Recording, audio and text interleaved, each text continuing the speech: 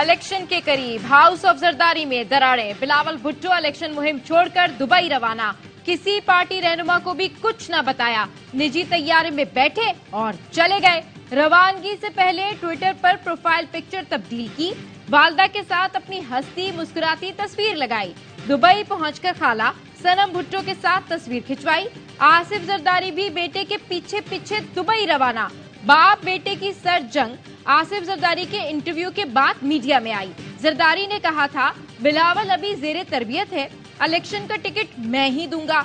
बेटा ज्यादा टैलेंटेड लेकिन तजर्बा होता है। इससे पहले बिलावल भुट्टो जलसों में बुजुर्ग सियासतदानों को घर बैठने का मशवरा दे रहे थे। कोई लड़ाई नहीं, कोई इख्तिलाफ नहीं। पीपल्स पार्टी ने आसिफ अली जरदारी और बिलावल में इख्तिलाफात की तरदीद कर दी। तर्जुमान पीपल्स पार्टी फैसल करीम कुंडी ने बताया, बिलावल भुट्टो का दौरा दुबई पहले से तय था। आसिफ जरदारी पहले भी कह चुके हैं, बिलावल सियासत सीख रहे हैं। सियासत रोजाना की बुनियाद पर सीखी जाती है। बिलावल भुट्टो वापस आएंगे और यौम तासीस जलसे में शिरकत करेंगे। बोले, पीपी पंजाब के दोस्तों को पंजाब इंतजामिया से मुतालिक तहफ्फुज़ात हैं। नवाज शरीफ को जो सहूलतें मिल रही हैं वो सबके सामने हैं। चौधरी मंजूर को भी शिकायत हैं, उनके भाई के खिलाफ गलत मुकदमात बने। आसिफ जरदारी को तहफ्फुज़ात से आगाह किया था। उन्होंने कहा था कि कुछ वक्त दें, मैं बात करूंगा। आसिफ जरदारी के सामने सीईसी में दोबारा तहफ्फुज़ात रखेंगे।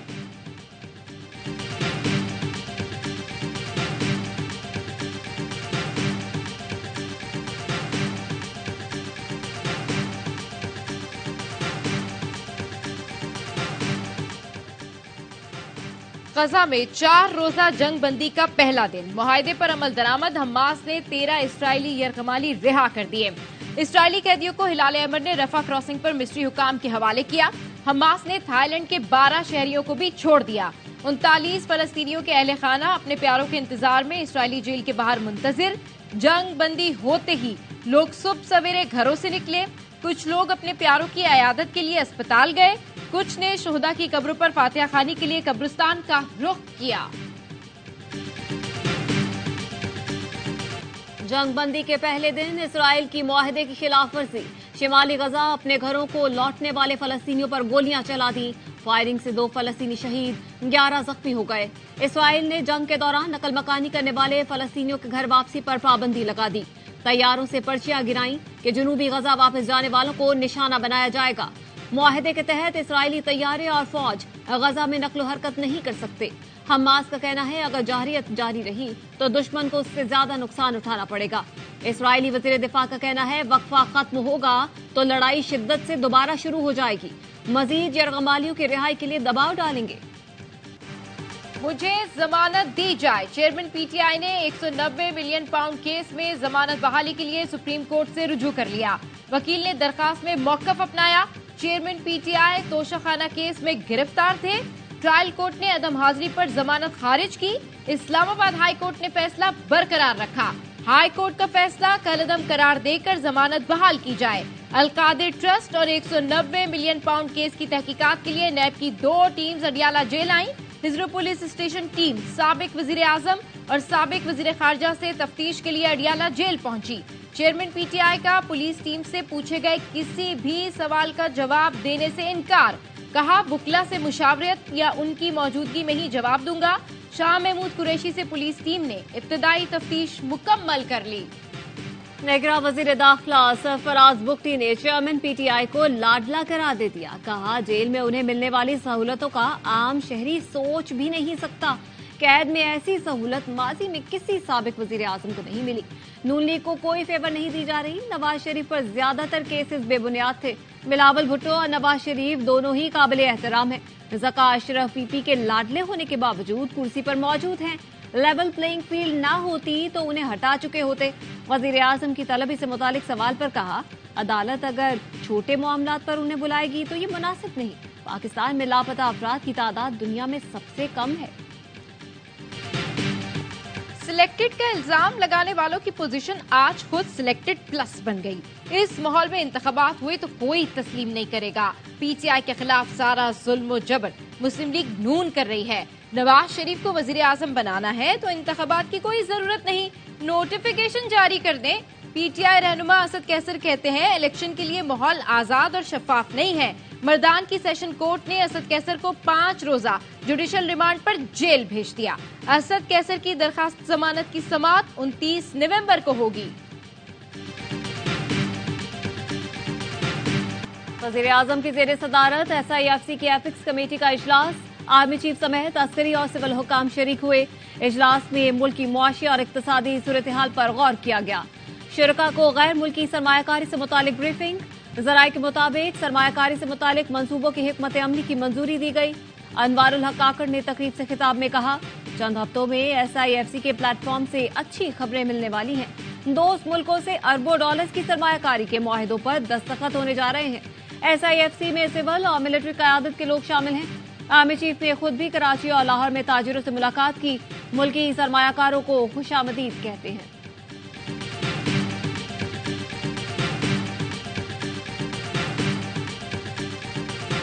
Army chief general Syed Asim Munir से इमाम काबा की मुलाकात, बाहिमी दिलचस्पी के उमूर पर तबादला ख्याल किया गया। आर्मी चीफ ने कहा, पाकिस्तानियों के दिल में सऊदी अरब के लिए गहरी अकीदत है। दोनों ब्रदर मुल्कों के दरमियान इत्तेफाक राय समेत स्ट्रेटेजिक ताल्लुकात हैं। इमाम काबा का पाकिस्तान आना अवाम के लिए एजाज और काबिल तकरीम है। इमाम काबा ने कहा, इस्लाम अमन व भाईचारे का मजहब है। इस्लाम की गलत तशरीह की गुंजाइश नहीं। आइस प्यार के मुताबिक मुलाकात में गजा में जारी मजालिम की मजम्मत भी की। फलस्तीन और कश्मीर के अवाम के साथ यकजहती का इजहार किया। इमाम काबा ने उम्मत मुस्लिमा के अमन, इस्तेहकाम और इत्तेहाद के लिए दुआ की। इमाम काबा का फैसल मस्जिद में खुतबा, नमाज जुमा की इमामत करवाई। इमाम काबा साले बिन अब्दुल्ला बिन हमेद 6 रोजा दौरे पर पाकिस्तान आए हैं। कराची में ANP का मर्दान हाउस में इजलास, JUI, MQM, नून लीग और फंक्शनल लीग की शिरकत। मुस्तफा कमाल ने कहा, सिंध में इत्तेहादी हुकूमत बनाएंगे। आने वाला वक्त सिंध के मजलूमों का है। सिंध डिलीवर नहीं करेगा तो पाकिस्तान आगे नहीं चलेगा। नून लीग रहनुमा बशीर मेमन ने कहा, कराची तरक्की करेगा तो पूरा पाकिस्तान तरक्की करेगा। निगरां वज़ीर आला से मुतालबा करते हैं, हम सबको लेवल प्लेइंग फील्ड चाहिए। चेयरमैन PTI और बुशरा बीबी से मुताल्लिक निकाह का केस, मुद्दई की जानिब से तकनीकी बुनियाद पर दरखास्त वापस लेने पर अदालत ने मुकदमा खारिज कर दिया। दरखास्त गुजार मोहम्मद हनीफ ने शिकायत वापस लेने से मुताल्लिक अदालत में अपना बयान रिकॉर्ड कराया। फैजाबाद धरना केस, तहकीकाती कमीशन का पंजाब और इस्लामाबाद की ब्यूरोक्रेसी को तलब करने का फैसला। ज़राए के मुताबिक साबिक IG इस्लामाबाद खालिद खटक और चीफ कमिश्नर इस्लामाबाद को भी तलब किया जाएगा। साबिक IG पंजाब कैप्टन आरिफ हुसैन भी 27 नवंबर को तलब। तहकीकाती कमीशन ने वीडियोज के लिए पैमरा को भी खत लिख दिया। पंजाब में स्मोक कंट्रोल करने का मिशन, लाहौर समेत 10 अजला में सॉफ्ट लॉकडाउन। कल भी तालीमी इदारे बंद रहेंगे। मार्केटें 3 बजे के बाद खोलने की इजाजत होगी। इतवार को तमाम मार्केटें मुकम्मल बंद रहेंगी। 29 नवंबर को बादल हुए तो मसनूई बारिश बरसाई जाएगी। मेन मॉल रोड पर इतवार को गाड़ियों का दाखिला बंद होगा।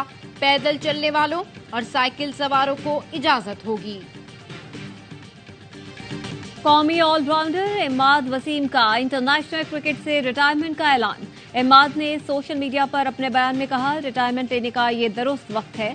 PCB और तमाम फैंस की सपोर्ट का शुक्रिया। 121 मैचों में पाकिस्तान की नुमाइंदगी करना मेरे लिए एहसास है। इमाद वसीम ने 55 वनडे और 66 T20 इंटरनेशनल खेले। 109 विकेटें और 1400 से ज्यादा रन स्कोर किए।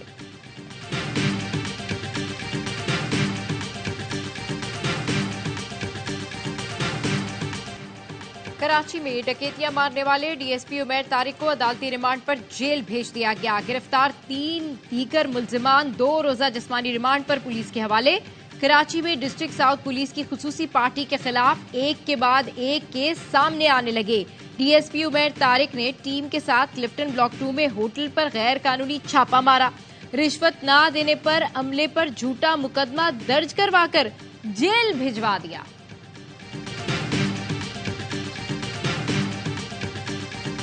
कार की टक्कर से 6 अफराद की मौत, तहकीकात जारी।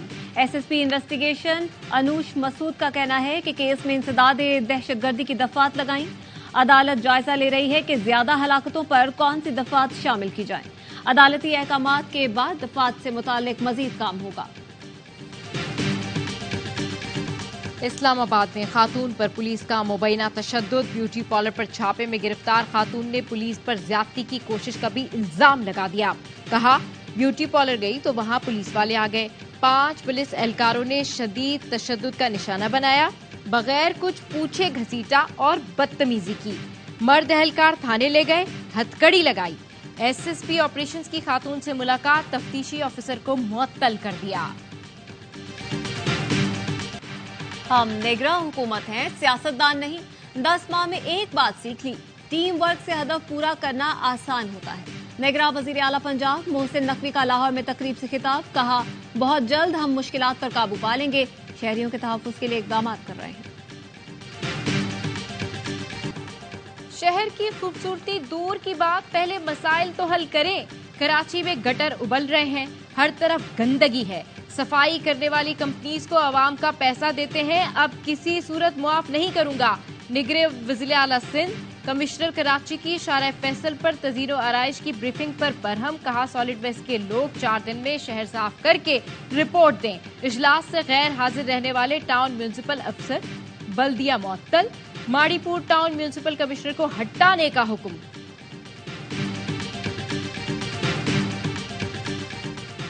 पाक फजाइया की पहली शहीद खातून फाइटर पायलट मरियम मुख्तियार की शहादत को 8 बरस बीत गए।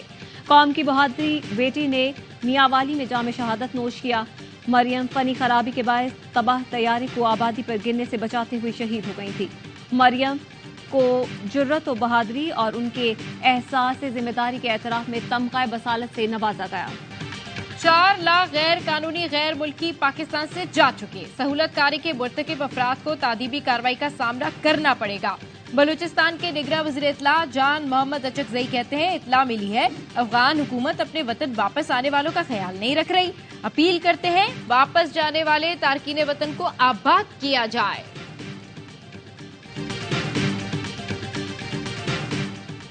यूरोप बरतानिया के लिए पाकिस्तानी तैयारों और पीआईए पर आयद पाबंदी हटने के इम्कानात रोशन। यूरोपीय सेफ्टी एजेंसी अयासा की टीम 26 नवंबर को कराची पहुंचेगी। टीम सिविल एविएशन के अहम शोबाजात की मुकम्मल जांच पड़ताल करेगी। कामयाब असेसमेंट के बाद पीआईए की यूरोप और बरतानिया में परवाजों की बहाली का इम्कान है। बाबर आजम नंबर 1 खिलाड़ी करार। ज़का अशरफ की सरफराज अहमद को भी शाबाश। चेयरमैन पीसीबी मैनेजमेंट कमेटी की रावलपिंडी स्टेडियम आमद। कप्तान, कोच और चीफ सिलेक्टर से मुलाकात। ज़का अशरफ ने खिलाड़ियों का हौसला बढ़ाया। चीफ सिलेक्टर वहाब रियाज ने भी कैंप में तैयारियों का जायजा लिया। टीम 3 टेस्ट की सीरीज के लिए 30 नवंबर को ऑस्ट्रेलिया रवाना होगी। पहला टेस्ट 14 दिसंबर को होगा। नेशनल T20 कप का कराची के मुख्तलिफ ग्राउंड्स में आगाज। ग्रुप सी में एबटाबाद रीजन और रावलपिंडी रीजन आमने सामने।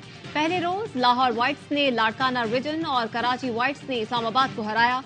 सियालकोट ने मुल्तान को सुपर ओवर में शिकस्त दी। इवेंट में आज 8 मैच खेले जा रहे हैं। नेशनल स्टेडियम में होने वाले मैच देखिए ARY ज़ैप पर बराह रास्त। इमाम की शादी में सरफराज दीवाने। मेहंदी नाइट में साबिक कप्तान कवाली पर झूम उठे। बाबर आजम और दीगर भी खूब लुत्फअंदोज हुए। मेहंदी में मौजूदा और साबिक क्रिकेटर्स की शिरकत। ऑलराउंडर फहीम अशरफ की मेहंदी की तकरीब फूल नगर में धूमधाम से हुई। ढोल की ताप पर भंगड़े। फहीम अशरफ की बारात कल नारोवाल जाएगी। इतवार को वलीमा होगा।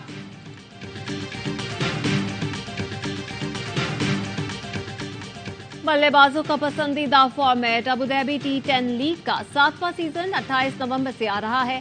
सिर्फ ए स्पोर्ट्स पर छक्के चौकों का तूफान। अबू धाबी में सचे का मैदान। 8 टीमें, 100 से ज्यादा इंटरनेशनल क्रिकेटर।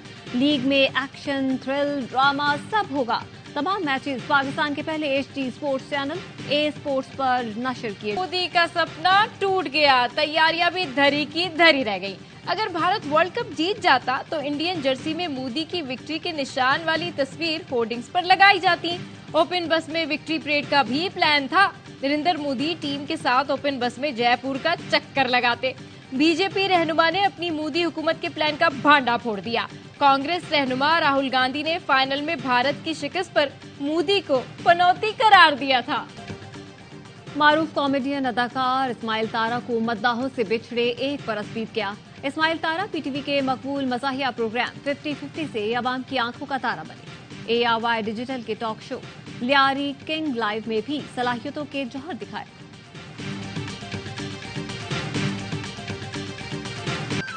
और ये दुख नहीं कि अंधेरों से सुलह की हमने, मलाल ये है कि अब सुबह की तलब भी नहीं। खुशबू की शायरा परवीन शाकिर का 71वां यौम पैदाइश। परवीन शाकिर का साहिराना तरन्नुम और अल्फाज की शगुफ्तगी आज भी बरकरार।